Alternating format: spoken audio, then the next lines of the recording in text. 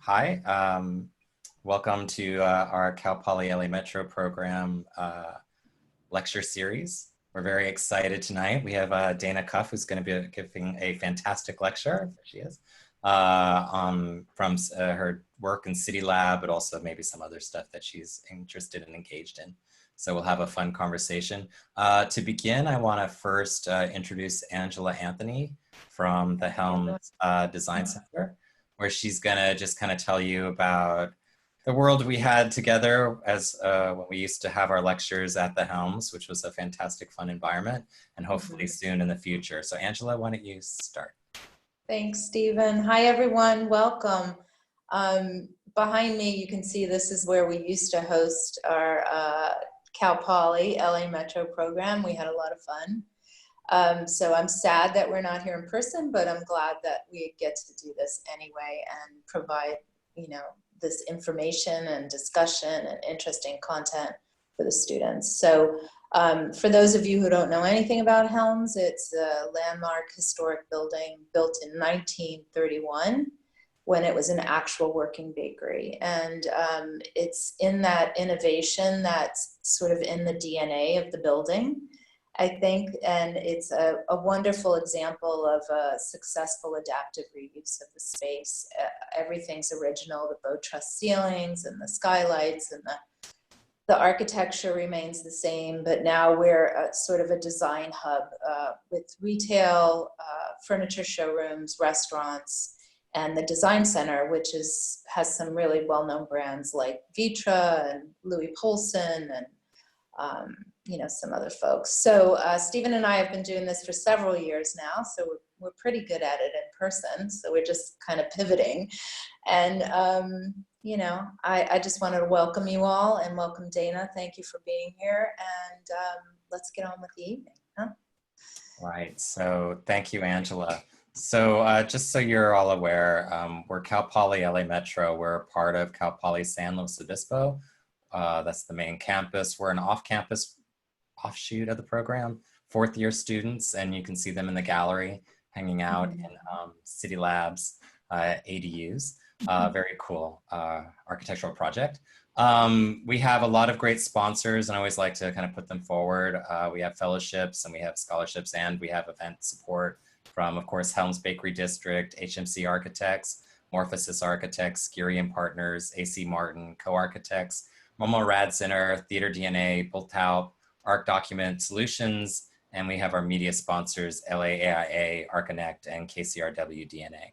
So with all that great support, we've been able to have a lecture series and also have a series of scholarships and some other wonderful things as our students intern in offices while here in Los Angeles. And also we have design studio, history theory classes, and our practice.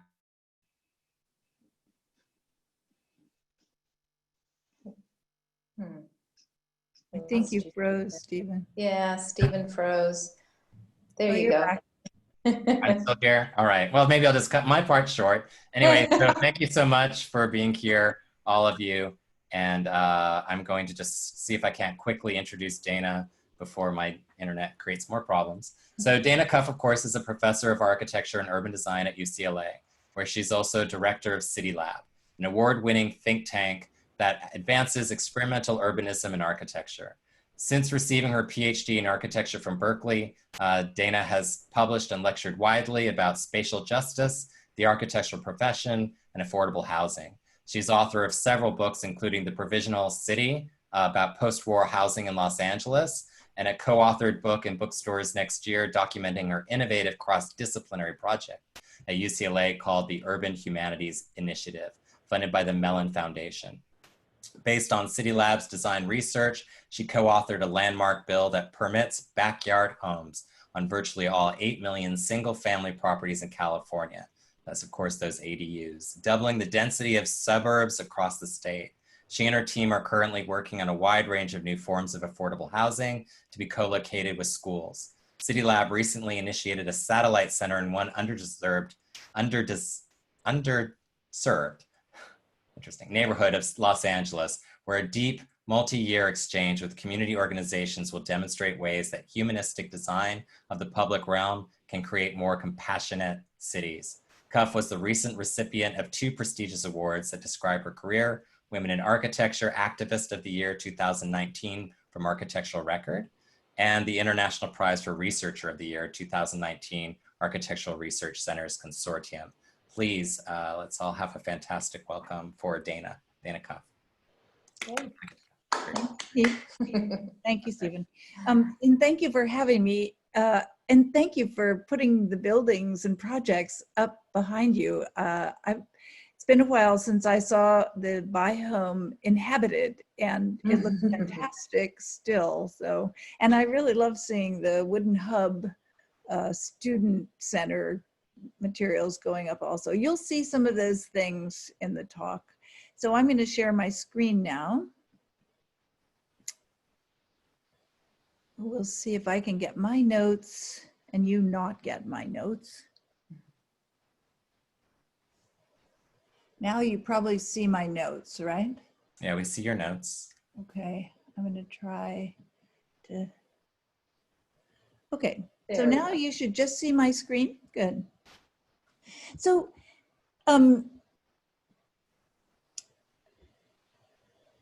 I'm mostly going to talk with you about cityLAB tonight, this afternoon, but it's represents a theme in my career that Stephen alluded to, that both in my research or scholarship and in my work as a practitioner, the theme that I've always investigated is agency within our own profession, within architecture.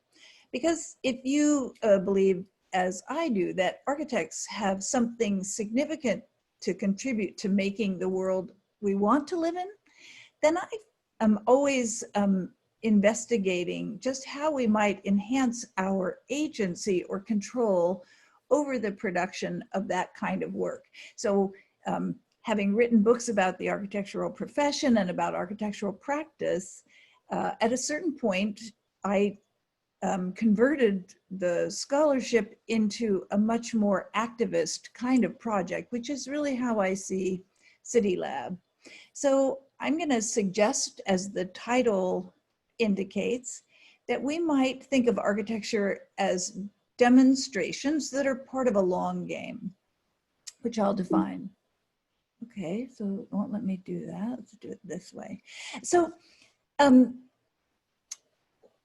the long game stands in contrast to what I would call the tyranny of projects. By that I mean that architecture is dependent on something we don't control. Projects are the lifeblood of our practices, of our firms. Without them, we die. We have little control over them. When they arrive, the fees that are associated with them, when they have to be completed, how they're connected to what we've done before or what we want to do next. When there is continuity among projects, it can be oppressive. It can shackle a firm or a studio into one single building type. You can't break out of doing hospitals or schools or housing. And all of that, I would say, whether we're practicing in person or practicing remotely, tends to reduce our agency. That the project structure that was really what I concluded in my first book, which was that architecture is really a series of negotiations around projects, is in fact a kind of constraint at the same time. And firms of every size are plagued by this tyranny of projects. So in contrast to that, I'd suggest that we look for a way for architecture to have a long game, that rather than a project after project model with a series of short steps that are intended to add up, how could we orchestrate our long game, our agency that demonstrates our priorities and goals? Could we build a practice based on our priorities? So the first way to start answering that is, what forms of long game exist? Okay, so, these may not be your models, but let's just look at how in popular media or, popular culture, the long game is used as a term. Mitch McConnell, his book is called The Long Game, writes a historical narrative of the inevitable step-by-step progress he's made from his rise from high school president to office boy in the Senate mailroom to county judge and then Senate majority leader. And I'm not making that up. He sort of curated his own history to demonstrate how his commitment, even in high school, led to the inevitable success of his power. So Elizabeth Holmes, on the other hand, and you can see this journal article was a bit premature, was willing to sacrifice an immediate in order to reach a desired goal. And this is really the Machiavellian model that the ends justify the means. For Holmes, the long game that they're suggesting was a bit premature, which begs a question: how do we know whether a long game is successful or even being played? And in fact, in most business practices, we don't achieve the long game. When Theranos, when this was written, Theranos was valued at $9 billion. Elizabeth Holmes was only 31, and by 3 years later, in 2018, the company was dissolved. She was indicted. Revelations continued to grow even today about how she defrauded investors and doctors, and that she knew about the threats to patients. So that ends justifying the means has its downsides. So the long game in golf, and I don't play golf, some of you may, and you might see this slightly differently, but it's defined as a distinct practice that's from the tee box that you shoot 100 yards usually is the limit. And that big risky move has its own set of tools, its own clubs, and it sets up what's called in golf the short game. So each of these models, the step-by-step inevitable progress, ends justifies the means, a big risky move with setting up shorter moves or smaller tactical moves. None of those quite fit, but each of them has, I think, a lesson for us in architecture if we want to, in fact, enact something like greater agency through guiding ourselves through the tyranny of projects. That rather than progress, what we do is undertake a series of demonstrations, and you're sitting in some of those on cityLAB's part. Rather than long-term goals, the means and their contingent nature are actually very important to us, that we modify our actions and plans all the way as we're working along based on these extremely pressure-ridden contingencies. And rather than long and short games, our practice really depends upon and demands a kind of tenacity if we're going to guide our actions. So the summary of that is that architecture's long game requires tenacity and respect for the contingencies that underpin a chain of demonstrations. So, okay, this might be how it works, but what is it that we're working toward? And I'm going to now share with you some of cityLAB's explicit guideposts. The long game from cityLAB's perspective, which we started working on in 2006 when I started cityLAB with my colleague Roger Sherman, who's now moved on to other projects and practices. These are the four, and these shift a little bit, but I think these four are the most stable initiatives that guide all the projects that cityLAB undertakes. The post-suburban city is a perfect kind of initiative if you're based in Los Angeles, where suburbs seem to be our DNA. Rethinking green is a kind of sustainability goal. New infrastructures has to do with really thinking about urban contexts and the ways architecture can interact with those. And spatial justice has grown more important in all the work that we do, though it was always there, as we watch social inequities and economic inequities rise in our culture in the United States.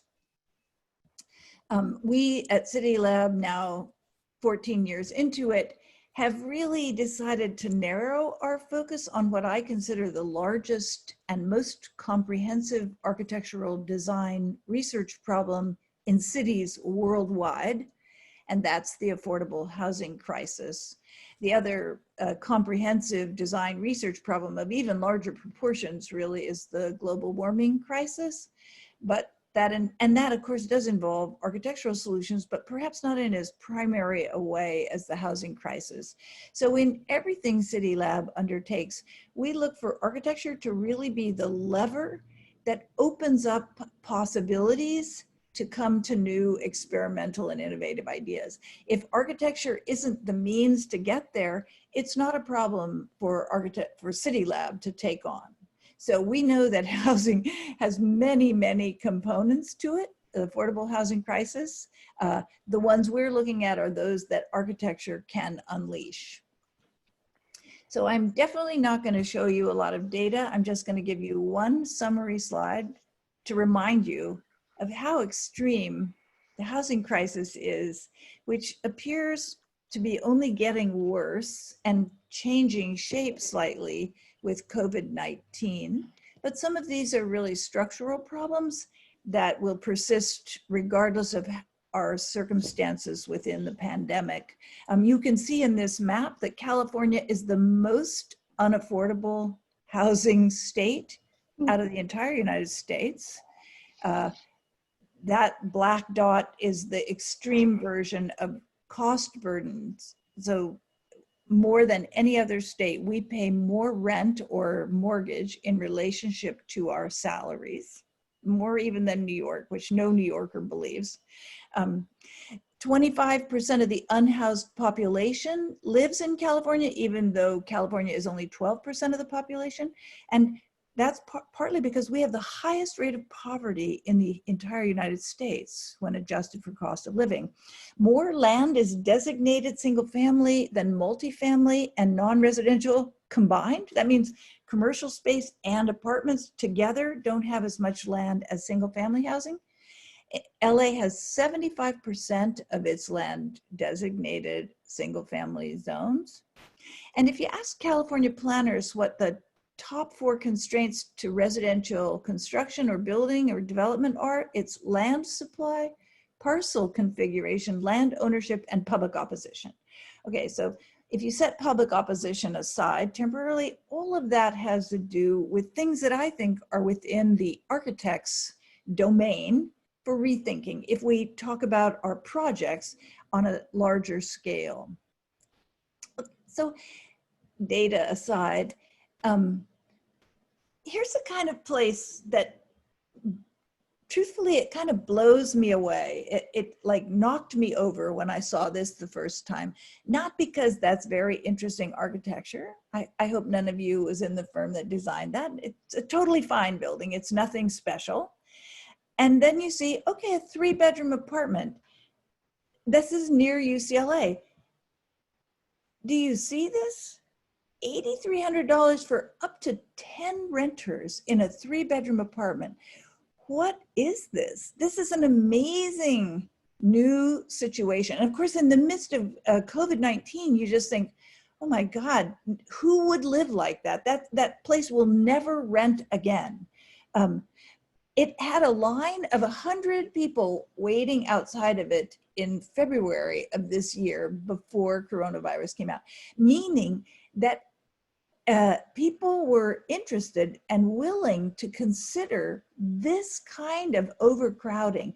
This is really what Jacob Riis revealed in his book called How the Other Half Lives at the turn of the century in the tenements of New York and also in Los Angeles, as a matter of fact, because it's a kind of contemporary tenement, really, when you think about that apartment I just showed. In this particular situation where Jacob Riis was photographing, immigrants were restricted to certain parts of the city and to the lowest rent accommodations with no regulations to protect against the hazards of overcrowding, like fire or epidemics, and just general health and safety. And I'm afraid that the what I would call today's tenements, like that apartment with 10 people in 3 bedrooms, has more of the health hazards today than we would have imagined even 4 months ago or 5 months ago. So in cityLAB's long game, there's an awareness of a crisis, and its public recognition is step 1, like Reese bringing this to the attention. Step 2 is really design demonstrations, which actually in turn further public recognition.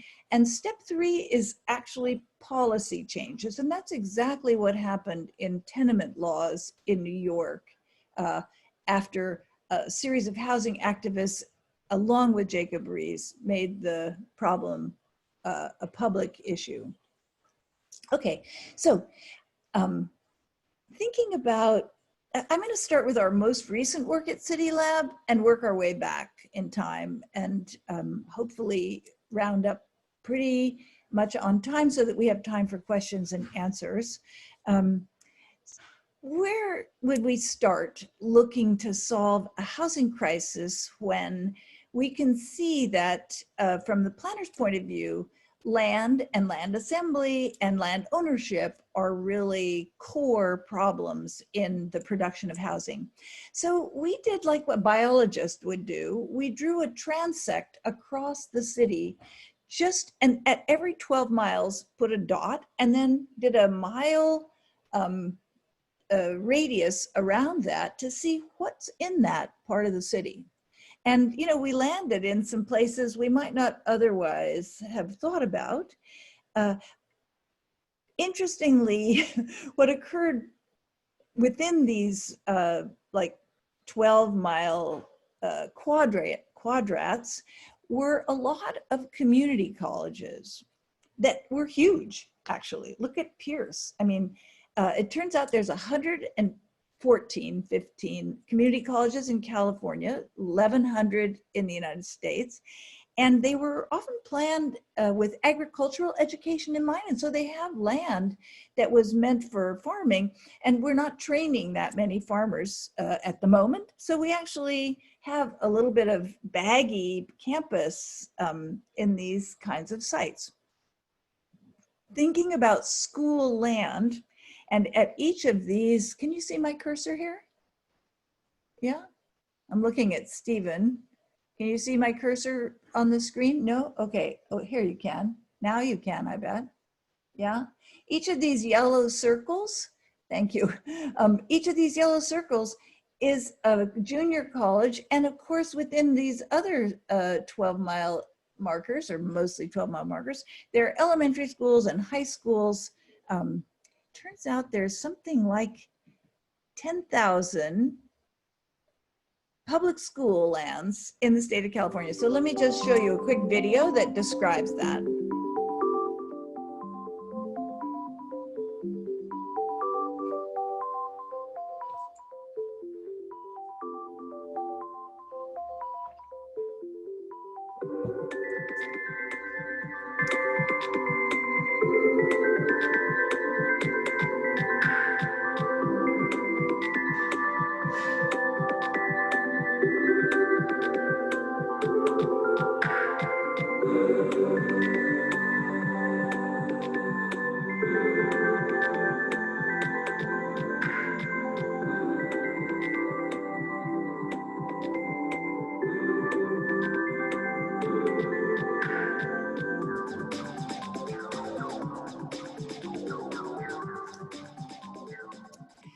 So it turns out in California, or in the United States, 10% of all college students are homeless.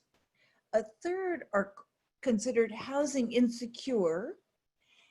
Almost half of all college students in the country are food insecure.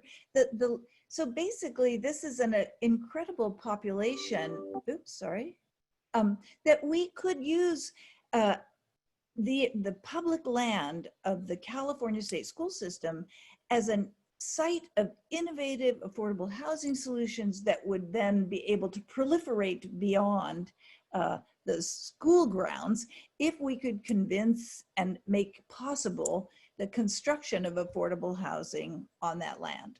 So This is just to go back to the principles of cityLAB initiatives.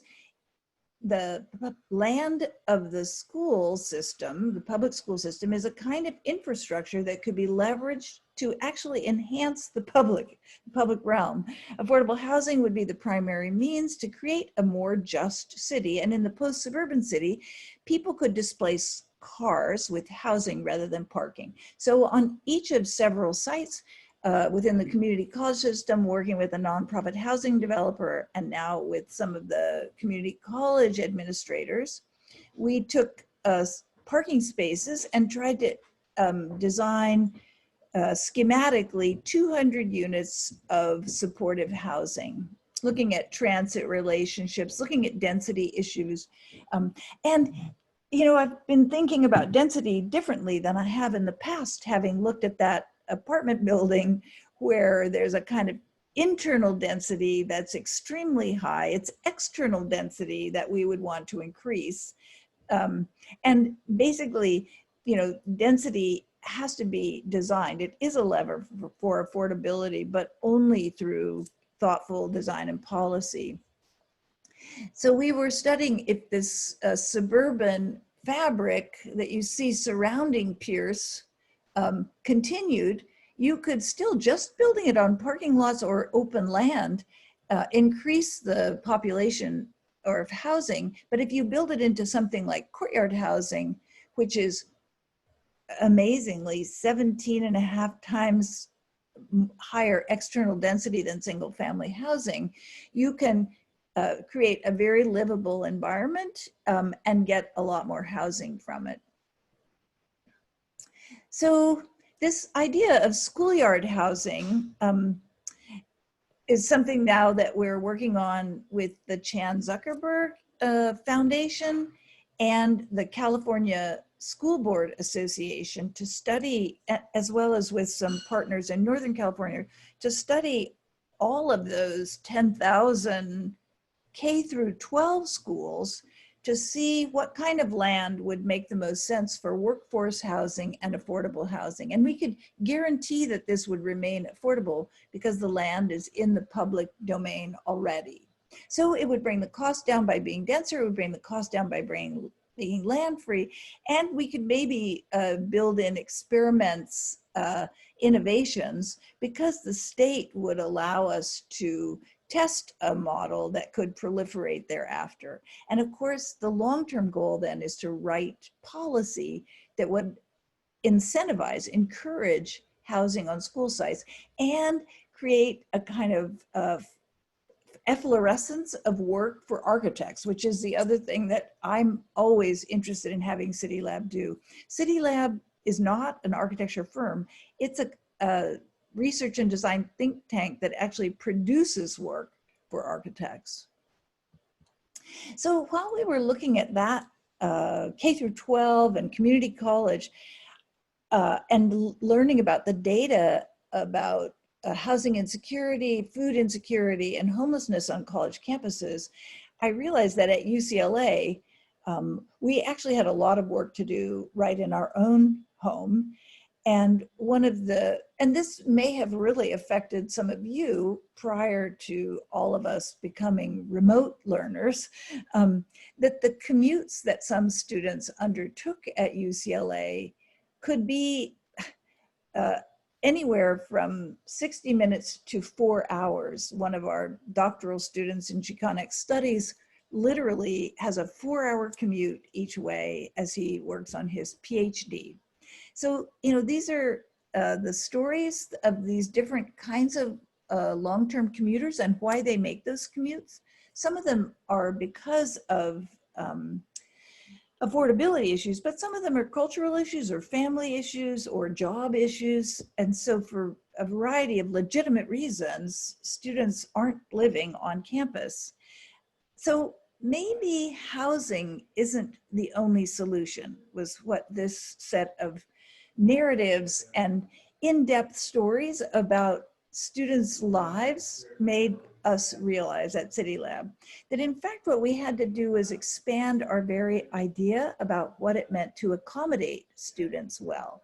They didn't need a dorm room. fact, most of them were what were considered non-traditional students. It's ironic because 73% of all college students are non-traditional. So that last, 27% is what all the dorms are kind of based on now, that somebody goes home in the summer, that they don't have any kids, that they're not connected with a partner, and so on.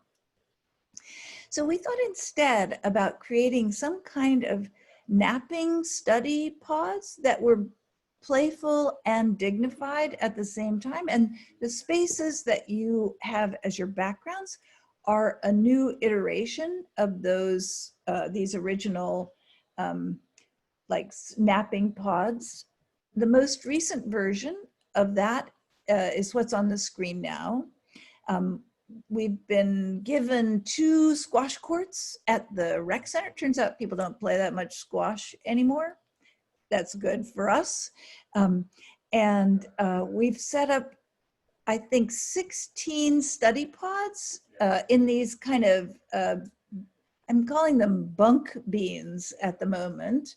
But each one has lighting and connectivity and privacy, this new sort of center that'll be primarily guided towards super commuters, students who commute more than 90 minutes each way, but also just a place where anyone could take a nap, say, before they drive home. Most students come and go in a day, but if they leave their house by 6 a.m. so that they miss the morning traffic, or that morning traffic that we used to know about, they can't leave campus until, say, 10 at night. And by then they're exhausted. So they really need a place to cook the food that they bring from home, as well as nap before they make that return. So all of this is, in fact, what we see happening in other building types and also in the marketplace. You know, the pod share we live phenomenon is a form of like youth hostel in a way that's fitting a new accommodation niche. And the university at UCLA is actually really excited about trying to develop these other aspects of student accommodation that aren't traditional dorms. I think if you looked at, say, what the office systems were that George Nelson and Robert Probst designed for Herman Miller that were called the Action Office in 1968. In a way, that was the same kind of reimagining of the standard office into an entirely new idea about what office space could be. And it's that kind of accommodation system that we're trying to develop now within these experiments that we're undertaking. It's ironic, and a recent book attests to this, that in 300 years, there has been almost no change in residence halls, even though the student populations have changed pretty dramatically in that 300-year time. Maybe one of the most interesting experiments was Kresge College by Moore and Turnbull in 1973. And it was recently given a 25-year architecture award. In Kresge College, which was set up as a village, there were big open spaces that students, somewhat like this space on the right, I think this is actually the library, but a dorm room might look something like this, and you'd be given 2x4s, you and your 7 roommates, and you built your interior accommodations. That there have been so few experiments is clearly a site where we architects should get re-engaged. And if we had the agency could actually transform that whole building type, I think. Just to show you that we haven't worked only on housing, with Marta Novak, who was working on the sleeping pods, we started actually working on new kinds of office spaces. These were in collaboration with JPL, that we decided to design new kinds of workspaces that were more fitted to the way we work today with mobile technologies, phones, laptops. And We developed these two different work modules, the zero gravity model, which is something that would roll on a lawn and you could actually sit, stand, or lie down to study. And the others, my favorite, are these little productivity modules. We set it up on a lunar landscape, but this could be the kind of workplace you take with you, maybe more relevant today than it was when we developed those in 2017. So again, just to look at one other kind of project before I show you the final kind of full process of cityLAB, we also are looking at whole neighborhoods.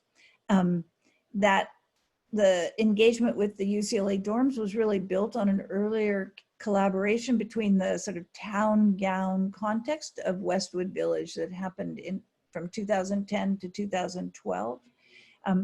And we looked at the commercial and residential models in a series of workshops and meetings with business owners and neighbors, as well as students, to try to do a demonstration of a post-suburban car-free neighborhood that was contingent upon the existing pedestrian vitality, structured parking, and a future subway stop, with the kind of tenacity that only local leadership and an organization like cityLAB, which could stay with the project over years, might be able to turn into a long-term transformation. This project we did with Neil Denari Architects and also Roger Sherman, Architecture and Urban Design. We looked at really radical ideas. So I think sometimes you think when you're doing an activist practice, you end up with kind of conservative small steps. But I often think that laying out the more radical ideas are ways to open people's minds to new possibilities of what a city or architecture space could become. In this particular case, we undergrounded Wilshire Boulevard at one of the two busiest intersections in the entire city, to try to sort of establish what could be a long game. That is to really turn Westwood Village into a residential environment. And you know, that may seem far-fetched, but when you look at what was accomplished in New York by Jeanette Sadiq-Khan and the Department of Transportation, where she took out the traffic by just painting the sidewalks or the streets and putting out plastic furniture until people felt they couldn't live without that kind of food truck, plastic furniture umbrella world. And finally then, after taking those little steps that were always reversible, so didn't threaten the political establishment or reaction, eventually then Snøhetta came in and hardened that solution. In some ways, you might say that that hardened solution doesn't have quite the vibrancy that the interim solutions did. So, I would say at cityLAB, we're trying to find that kind of middle ground. In Westwood Village, one of the projects I am most regretful that we weren't able to build, and it's because it went way over budget, to be perfectly frank, was a project we called Westwood Village Blows Up. And it was the same idea of using interim steps. So this is the opposite of the Elizabeth Holmes model. This is that the means are very meaningful and actually produce the ends you want rather than that they're insignificant. We wanted to animate and activate Westwood Village through a series of inflatable, community engaged projects that would then bring vitality to what is, periodically a pretty dead commercial environment. And it was to be a series of transformative inflatable pieces that would get reassembled for each of 3 weekends. You're just seeing 2 of them here. The first one was the living room, and this one was a kind of mirrored performance space. And we know that long tradition of inflatable installations has been used historically and very much recently to animate space and to sort of activate the next set of steps. I think Raumlabor's Space Buster, which you see here installed in 2009, it's sort of it pops out of that truck that backs up into a plaza and then sets up a meeting room, is that kind of architectonic engagement that gives people reasons to think about new futures and new possibilities. And Raumlabor, like cityLAB, really makes its own projects and makes its own goals. We're not the only ones with long games. I think Teddy Cruz and Phoniformum's studio has a similar stance. You know, this little project, Casa Familiar, they've been working on for 10 years. It's not the kind of thing you can do in an office economically, but they use a variety of other means to support their practice. And that project actually just acquired a church and it's going to be built. It probably has got a few years left to go for just 10 apartments. I think another practice that's a super interesting model is Assemble. It's a multidisciplinary collective that works across architecture, design, and art.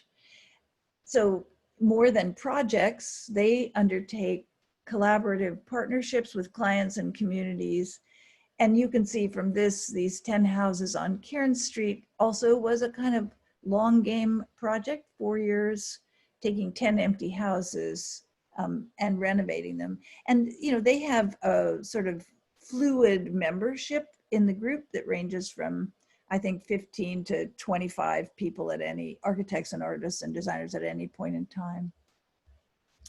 I also see cityLAB's family as including some of the art practices that you probably know about. I think Miralee Latterman-Ukele's Touch Sanitation Project, where she shook the hand of every sanitation worker in New York and then eventually mirrored their trash trucks so that in the New York Day parades, they would have this really fantastic celebration of their work.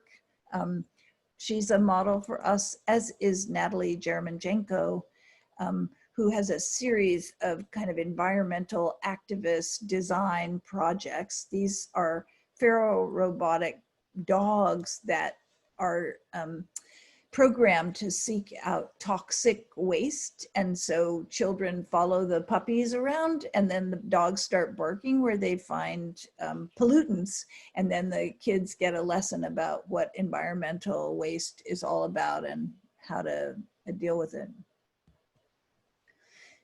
So if I had to like be very explicit about the way cityLAB's projects work, versus those that are in a standard office, we don't have clients or services or fees, which would be sort of the things that all firms depend on. Instead of clients, we build our audiences, we actually initiate our own projects and then try to bring together the collaborators, stakeholders that will make it happen. And we blur the authorship. The clients that we have are part of the authorship, and the clients change and are more fluid over the course of the life of the so-called project. Rather than services that we might be able to define at the outset, we recognize that there's a series of contingencies that basically are going to define what services are needed.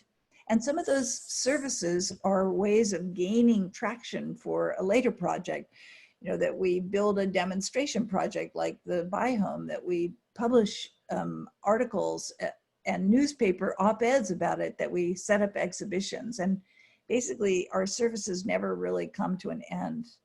And lastly, fees, we try to get the partners, our collaborators, to put a little what I call skin in the game. So something they dedicate, some kinds of resources, some of their time, some funding to support a graduate student who's going to be working on the project. And we find the rest of our support through grants and gifts. And we never take on projects that have proprietary interests. Everything that we do is in the public domain. So the last project I'll describe for you is one that took 10 years. in that long game, and that's the one Stephen alluded to, which we've called backyard homes. And you can see in this kind of weird timeline of our projects that backyard homes really started when cityLAB started in 2006, and it keeps popping up again and again. I would say it's a version of this schoolyard housing is coming out of backyard housing, and the bill that he referred to, 2299, is still evolving. So where'd it come from? It actually came from students, recently graduated students, who we set a project or a problem and had a competition to say, what one change could you make in public policy that would unleash market rate housing? And we had a number of different solutions, but one of the most interesting was the idea that we would disperse density all across the city. And that, they all went off and did something else after that. We at cityLAB, like, basically left no stone unturned about what it would mean to actually make the secondary units or accessory dwelling units possible. And I really thought at the beginning that we would try to change the laws in Los Angeles, that I could work with the city council, it's 15 members, and we would basically make it so that all of that yellow that you see in the map, which is the single family zone, could have a second unit. And I went around talking about doubling the density of Los Angeles, which caused a lot of outcry, and that only seemed more motivating, of course, at the time. So then we started studying backyards, and I thought, well, as always in cityLAB, we try to find the low-hanging fruit. Like, what's the simplest way we could do demonstrations to show a new, innovative, and experimental architectural solution? Let's find the biggest lots we can find and see if those wouldn't be the right sites to put secondary units. And you can see from this aerial shot of Pacoima that it isn't a new solution. There are secondary housing units behind lots of lots already. And those are really mainly do-it-yourself jobs. And they're almost entirely illegal. Let's see, do we skip one? So we did a field survey to see how many of these informal, illegal secondary units exist. And in some neighborhoods, as many as 2/3 of the properties had secondary units already, which means that there was so much interest in them that people were willing to forsake the kind of value you'd get if you sold your house, because you could never claim that you had a second unit because it was not legal. It might be removed for that. So there was a lot of unrealized wealth that had been invested but couldn't be extracted from people's investments in their own property. And we also then went to, we surveyed every neighborhood council. I think there are 99 of them in Los Angeles. Those that were even slightly willing to think about it with us, we went to them and talked with them about what it would be to write a good set of rules that would generate support for a secondary unit. Then we studied other kinds of lots. Besides large lots, there were two other kinds of lots that made a lot of sense: alley lots and corner lots. This all seems so obvious to me now, but at the time, that kind of lot typology really hadn't been unearthed before. And we looked at how it might grow over time. So we thought we could get double duty out of any secondary unit by, say, having alley lots, alley houses, like the ones Morphosis built back in the 70s and 80s, actually re-green the 900 miles of alleys that exist in Los Angeles. Corner lots could give back something to the communities, and we could make sure that neighborhoods controlled how much housing would be built. Turns out, through another set of studies, you wouldn't even see most of what was built there, so it wouldn't really have much impact on neighborhood character. The place we started focusing at this was on the creation of flexible, sustainable, affordable small scale backyard prototypes. And this we did with Kevin Daly Architects, where we started looking at materials that you could carry down a couple people a side yard, that we might have a very light and easily recyclable building type. That this happened to be a vacuum skin around a matrix core that would be well insulated, but weigh, I think we figured 1/20th of what a typical house would weigh. And that's what really led to the thing that you're sitting in. Let me see if I can run this little video, which we built with architecture students, which shows that unskilled labor can do it, over about a week and a half period. And it was really, it was so engaging, this little building. It got published in 14 different languages in the end. It's the size of a 2-car garage, which we established didactically, saying that we should house people in our backyards, not our cars. So we kept it at that size. And we bent the frame out of steel pipe ourselves until the facilities department at UCLA took pity on us, and they volunteered their time and their equipment to help us. And it turned out then one of them had a friend who could do vacuum sealing for boats. So we brought in the kind of simulation of that vacuum cladding that you saw in the earlier demonstration, and used all kinds of simulated materials to basically show that a secondary unit could be lightweight, environmentally sound, recyclable, and interesting architecturally. It didn't have to be a kind of granny flat, literally, that had associations of a particular kind of traditional architecture with it. The only skilled labor we needed just to, again, to lay out all my cards were those end panels, and a friend of ours who's a contractor came and shaped those into place. You can see that somehow this little building won a National American Institute of Architects Award and a Fast Company World Changing Ideas Award,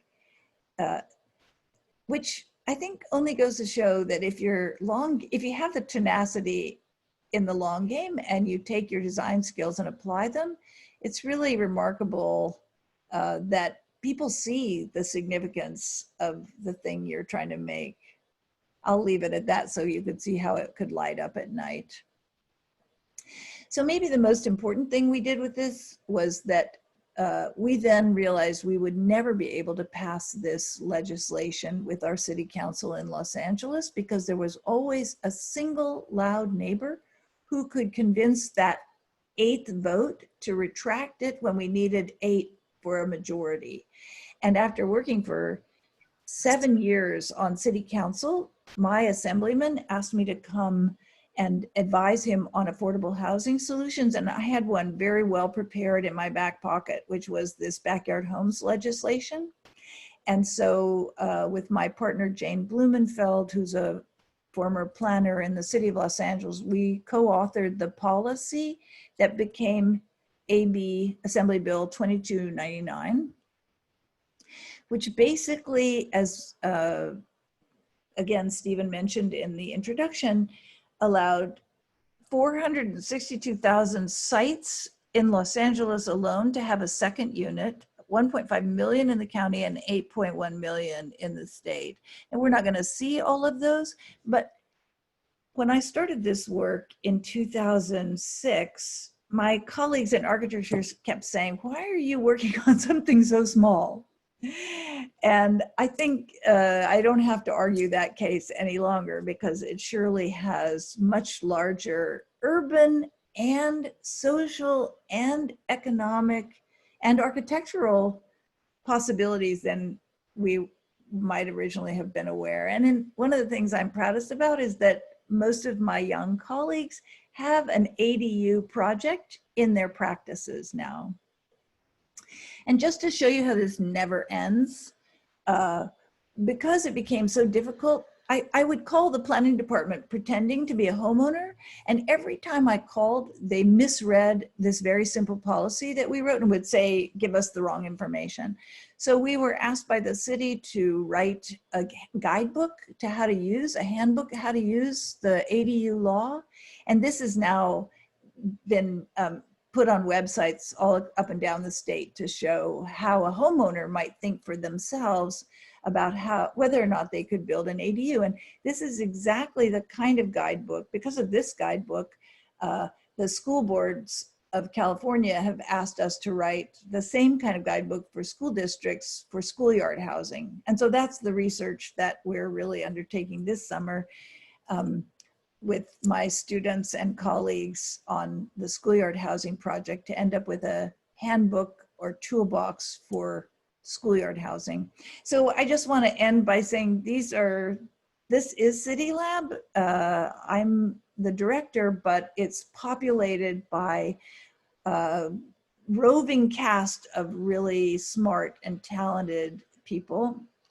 Almost all of these people are current graduate students, and every year we add to that family. So thank you very much. I'll stop sharing now.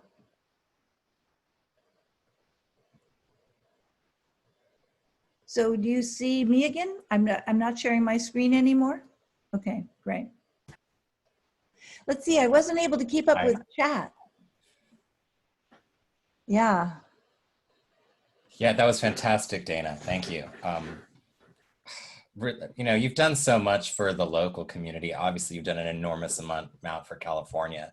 I don't think you even probably knew that that was going to be such a massive transformation of everyday life for not only homeowners, but people in need of housing. And thank God for, you know, the governors, and that you were able to reach that level and able to work to move the conversation. Because I know working in Los Angeles still, I mean, they only just updated the ADU laws even again to make it plausible for so many more people to get access to that.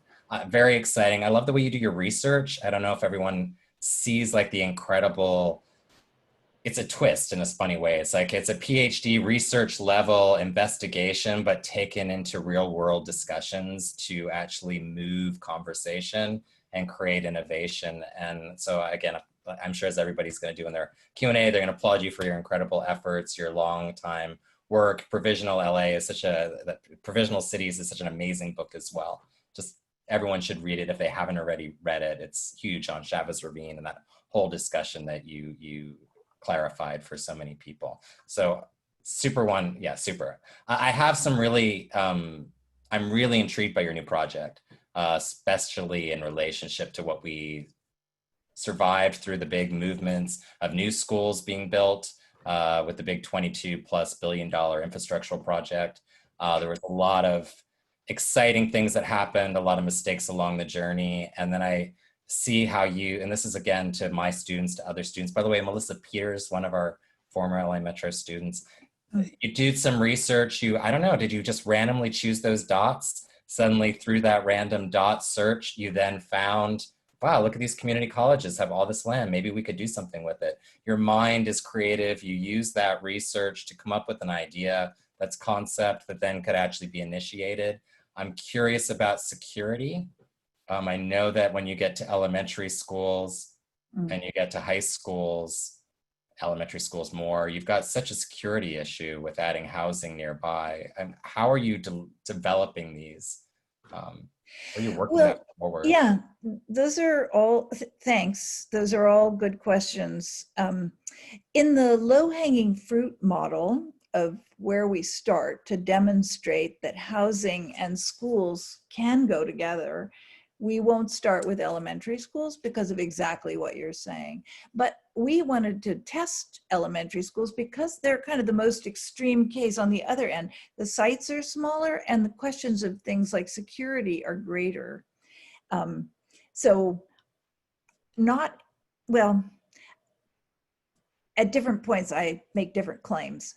I think almost every site, I might even say every school site could actually accommodate some housing. Some of it would be too hard to build to make it work. So it might be on top of existing buildings, or like you were seeing in that one example, we give this kind of perimeter housing, which wouldn't be very affordable in the end. But the key would be to regulate issues like security, entry, community access. But I actually think that when you go to some schools in downtown Los Angeles, the kids are trained to drop during recess to avoid drive-by shootings. I mean, it's really a horrifying circumstance in terms of security already. If we could surround those playgrounds that have enough space with housing, they'd be safer. And mostly who that housing is made for is workforce housing that's on site or in other parts of the school district. So it would be your teachers and your janitors and your secretaries, as well as some school families who would live there. So again, we have to show this, we have to build some, and Los Angeles actually has 4 sites that they've already built with schools housing, but all separated from the schools themselves on parking lots that were across the way. But already, I think we've found there another 15 K through 12 schools that have tried to build housing or have already built housing in the state of California. So we're going to figure out what's working for them, what's not working, how much affordability they can get. Yeah, and usually there's something to be gained for the school, like Early Childhood Education Center was put into one of the housing developments on a LA Unified School District property. So the neighborhood got a childcare center that they needed. So they're more willing then to go along with the project when they see what they get back. Yeah, no, it's a great idea, and again, very fertile, conceptual mind to have found that territory and thought how it can be developed. So they also have, I guess, I noticed that they're close to freeways often too, which then of course brings up the other issues, asthma, things like that also we discovered in the most recent school projects is another thing. But that probably will change one day, and some days that can be part of also your study, I suppose, as we move towards electric cars. I think the design problem that this will present to this generation, your generation of architects, will be really challenging. It's not a cookie cutter solution. And actually that makes it more interesting to me because you need architects to solve that problem. It's not like you could stamp out a tract home like we did in the 40s around Los Angeles, where they didn't really need us as architects. These schoolyards are going to depend on good design to make them work. So. Yeah, the one other question I might have is about how you created this within the housing of UCLA, but you invented a new laboratory. You obviously found funding and support. You found and developed not only your own research and your own publications towards that, but then also the student body population, the interest, the media. It's really all initiated from, I don't know where, nowhere. You just did it. It's definitely, I think politely you say ground up operations. Seat of the pants might be equally descriptive. And it's grown and gotten a tremendous amount of traction over those 14 years. But really we started the way architecture practices start, I think, I'm trying to remember, I think I got $15,000 from a benefactor, a philanthropist, to run the first project. And, just like architects, we just named it. I put a sign on the door and pretended like we had an operation.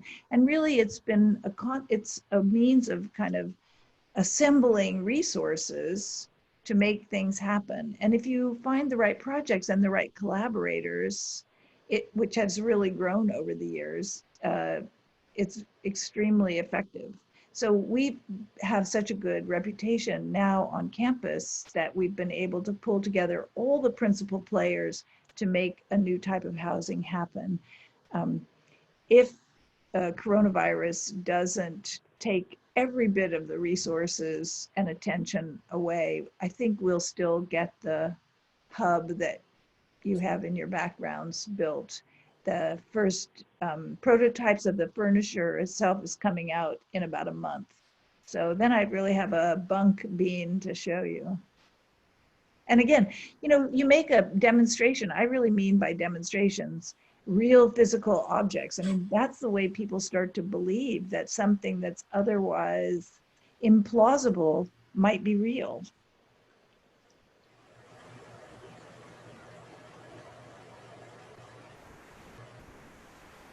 I see some people asking questions. Should I deal with those in the chat or will you? I've moved them here. So Ken and Soham. So Ken, do you want to ask your question? Sure. I'm an architect here in Minneapolis, Minnesota, and our 2040 plan just went into effect at the beginning of the year. One of the primary concerns from the community is that this is just another boondoggle for developers. And I understand LA has their own 2040 plan in the works. How does your plan differ, if any? And how do you address the concerns by the local community that this kind of upzoning and densification doesn't necessarily mean we'll be overrun by predatory developers? Yeah. Got that out in one breath. Yeah. Well, you've kind of put your finger in the center of a very tight knot of problems. And I have very mixed feelings about community participation, to tell you the truth, these days. I don't think we have a good format for it because I think loud people who are already, people who have time and money and have been in a community for a long period of time have blocked the provision of space and housing and interests for people who aren't as well represented. So I don't see it as a representative kind of participation. So I'm looking for formats to gain a wider constituency for the way the city would grow. That being said, so I think that the solution, for instance, that we couldn't go to city council, we could never get through city council because of very loud single individuals with very non-representative interests. They didn't want a secondary unit next to them. And that blocked everybody in the community from having it. We had to jump above them to the state level. And then I think the best policies are ones that communities can customize. So you still have to give back some decision-making, but only within a certain range that still represents the larger set of interests. Now, you added into that the developer concern. And in secondary units, developers are only just starting getting into the game, so they weren't really the threat. With the schoolyard housing, we have a much larger set of players, much bigger actors that are involved, and I'm going to be facing that question very specifically as we start to roll out larger practices. cityLAB doesn't get involved so much in master planning because I don't think that's the way things get done right, frankly. So things like the 2040 plan, I understand why that's necessary, but that's not a cityLAB kind of project because we always work with increments and demonstrations, not with large scale plans that then basically have a problem of the means end relationship that we were talking about in the Elizabeth Holmes. I actually don't think that's the way city planning should happen. So I realize it has to happen that way in many cases, but it does leave openings for big time developers to move in without our best interests in mind. Soham Patel, do you want to ask your question? Yeah, thanks, Stephen. Dana, I was kind of curious in hearing how you position affordable housing and providing that in relationship to the ADUs in Los Angeles. And I asked this question partially because I'm familiar with the fact, like, there's been a lot of initiatives that have happened in Los Angeles in getting second dwellings on lots. And I kind of wonder, we've made this progress in getting ADUs recognized and helping illegal ones become legal ones. But how do we make sure that this housing stock just doesn't become a luxury for those that are middle income? Because, we talk affordable, but is it affordable for very low income or extremely low income? and maybe how you relate what cityLAB does on issues regarding like Section 8 and like financing parts of affordable housing. Another excellent question. That's actually the biggest criticism, and a legitimate one, of the ADU law, which is that we had no way to assure affordability. There have been programs that came out that I was really hoping would get more traction. So households could get $75,000 contributed to the construction of their secondary unit if they rented to a homeless person or to a returning veteran, or, right? So there were affordability programs that were created around it. But so when we were writing the bill, I wanted to keep the size, the maximum size of the secondary units to 600 square feet, pretty small. And I wanted to allow 2 or 3. I lost that battle, and, you know, won some other ones, but the maximum size is 1,200 square feet, and the further laws have allowed third units on sites in some cases. So we're getting more units, but they're too big. I think they would have stayed more affordable if they had stayed smaller. But to tell you the truth, that's why we started this. That was another good reason for starting the schoolyard housing, because if it's publicly owned land, I could insist on or ensure that it would remain affordable. Because I think when our housing crisis is as big as it is, just producing more housing won't have effects on affordability for a long time. So a lot of those secondary units are quite expensive and not what we intended. I think also, Dana, the ADU and the JADU now, because of their locations often in the backyards of people's fairly reasonably sized homes in their certain neighborhoods, they also control who they rent to. And as you said, without an incentive to rent to a homeless person or someone Section 8, you're not going to do it. You're going to rent maybe to a student. You might just do it to increase the square footage of your home and, you know, not even ever rent it out. So I do think what you're doing now is probably, as you said, far more likely to really have that kind of power, especially at the community college level. Yeah. Well, and you know, the other thing that's interesting, I think, for an architecture student and in an architecture audience is that, of course, most of the secondary units, the backyard homes, are in highly affordable neighborhoods and are highly affordable housing. That was the ones built before the law informally. Now, you know, people think that if you build in your backyard, it should be cheaper. But of course, it's the same construction costs, whether you're building in the front yard or the backyard. It might even be a little more in the backyard because of the logistics of infrastructure and siting and site work. So the construction of them, everyone's attempting to bring the construction costs down. There are all kinds of new small businesses looking at how to do that. But right now, the construction costs are pretty high. So that's also working against the affordability issue.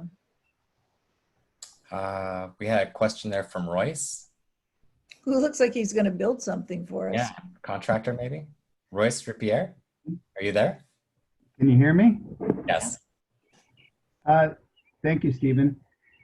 Dana, one of the things I've noticed in planning and the design is that we're really excited about putting the cherry on top of the sundae.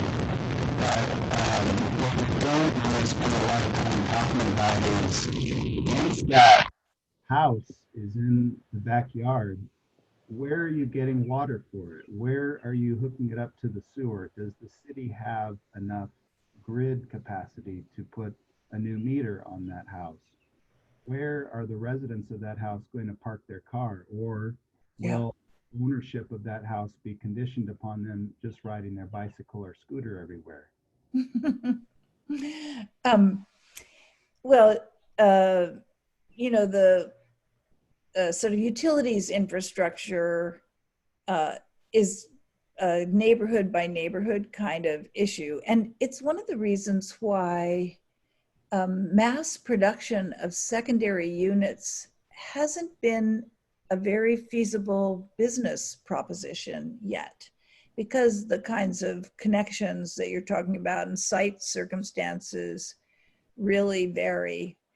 You know, most people I can't tell you how many app developers and Silicon Valley types have come to me to say, look at this fantastic new company I've built. We're going to do 5, secondary units at a time. People are going to dial it in on their websites. And I mean, anyone who's built knows that nothing in construction and architecture gets dialed in like that. So you're right to say that it really varies. I'd just like to address the parking issue, though, which was very explicitly the means by which communities had prevented secondary units from happening in their backyards. Wealthy neighborhoods all said, there'll be too much traffic, everybody will have to park on the street. And basically it was one of the means by which they resisted additional units. We actually removed the parking requirements within a certain radius of all pretty active transit stops, from bus stops to metro stops. And, you don't have to have parking spaces now. You can use transit. That's the idea. You don't have to take your scooter, but you could if you wanted to. There's public transit available. And we'll see. I mean, basically the rolling out of the secondary units has been much slower than I had imagined it would be. It takes a long time to get a building permit still, even though we tried to expedite that process. So, we'll see if we end up with some of the parking issues that I think were more of a political tool than an actual problem. But that's from the research that we did. Thank you. It's definitely an anti-car. It really is a polemic to say that it's supporting a denser city that's going to depend on having better transit and more means to move around besides the private car. I think we lost Stephen. Let's see. Is there somebody else with a question? You could raise your hand or just open up your, unmute yourself and ask. Yeah, I think we invited Ed into the panelists. I think Ed can ask his question. Hi, this is Ed Soliklis. Very informative and well-prepared talk, Dr. Cuff. I really liked it, and it's so fun to see my brilliant alumni on camera here. My question is this: for the school housing project, could you consider a renting model versus an ownership model for families whose children would attend the schools? These people would be committed to safety, and they sometimes need a helping hand. Have you considered that as a possible model? Yes, it's only rental housing that we're talking about on school grounds, school lands. Okay. And the interesting question is whether or not you get into a pretty quick dilemma with tenancy, say with school kids. So you admit a bunch of families who have children in the middle school where the housing is built, and when their kids grow up or get past middle school, you don't want to boot people out of the housing, but then you no longer have housing for those students. So just how, I hadn't realized how the regulation of tenancy was going to become such a critical issue in this. And these are all questions that are really exacerbated by how severe our housing crisis is. So, if we had greater supply, we would have less problem with, maybe making housing that really worked for the lowest income families and entry-level teachers. First, it turns out, I think close to 30% of first-year teachers can't afford to live in their own districts in California. So that's a natural low-hanging fruit kind of model. Everybody wants teachers to have decent housing. So we might start there and see if we can solve some of the tenancy problems and housing problems by showing that this works, and then move on to the more thorny problems of family housing that you're describing. Mm-hmm. Thank you. Thank you.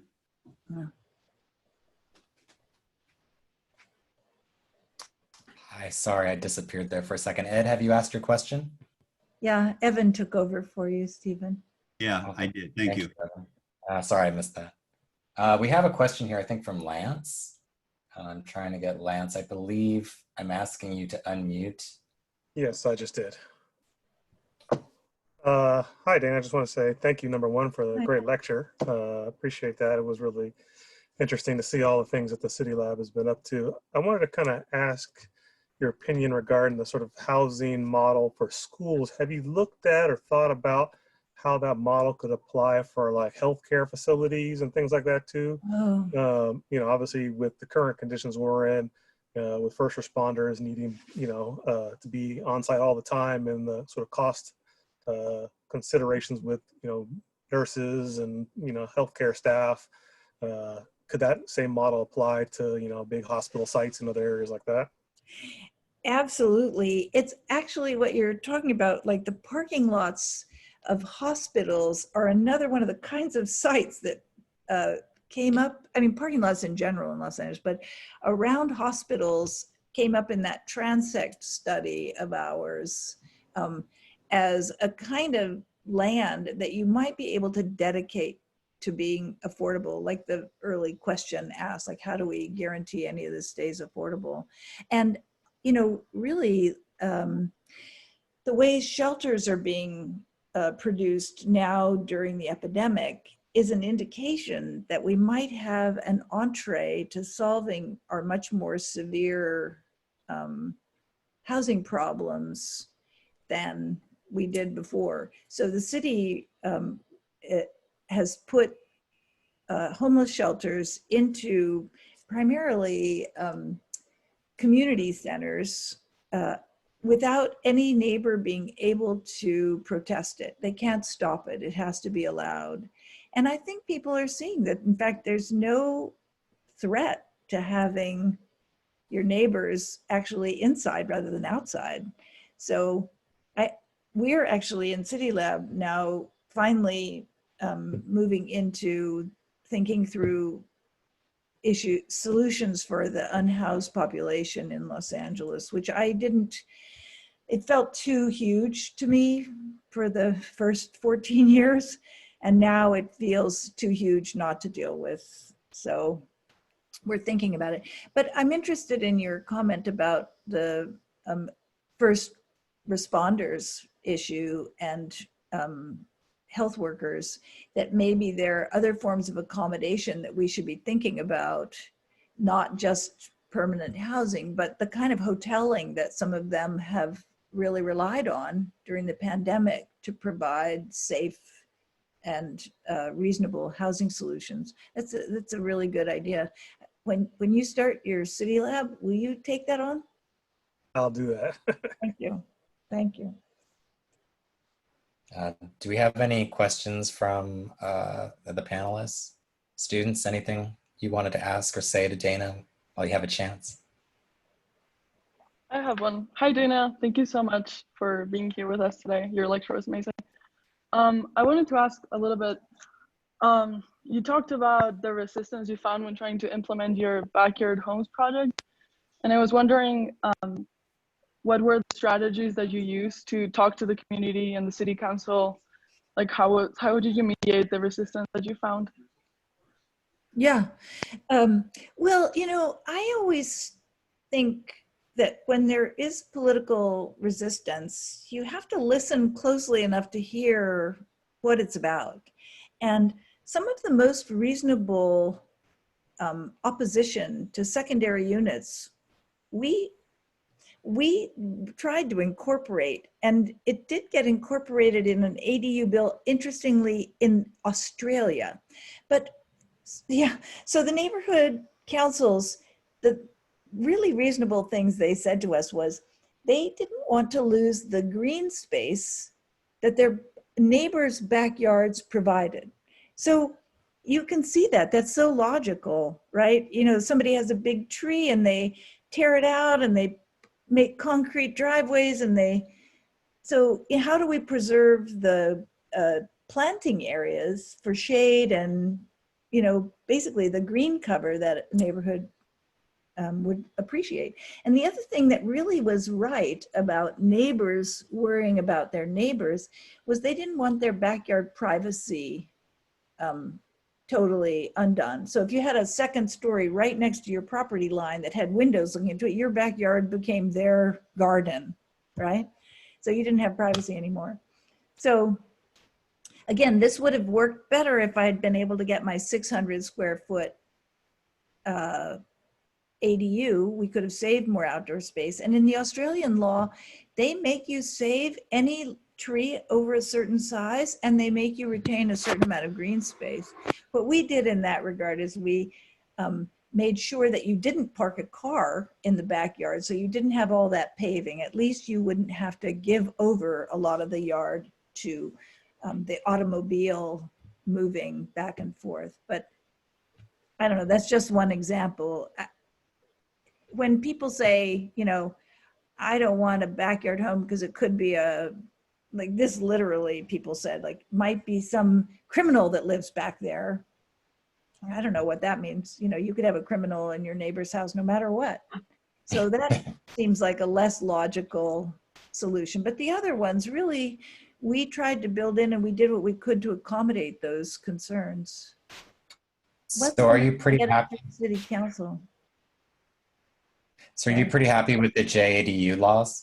Yes, yeah, I am. They're pretty much what you kind of, I mean, they're not new houses in the backyard, but they're 500 square feet. And you could take a garage and you don't have to replace it now with cars. And you can get rid of all your cars, basically. That's it's right. really an interesting new law that, thank God, you know, the Gavin Newsom made it very hard to get out of by local jurisdictions. I guess my last question to you would be the challenges of NIMBYism that you keep running into in all of your searches, the lack of desire for an increase in density, the lack of desire of sharing what they already have or someone already has. Yeah. Keeping away of others in need.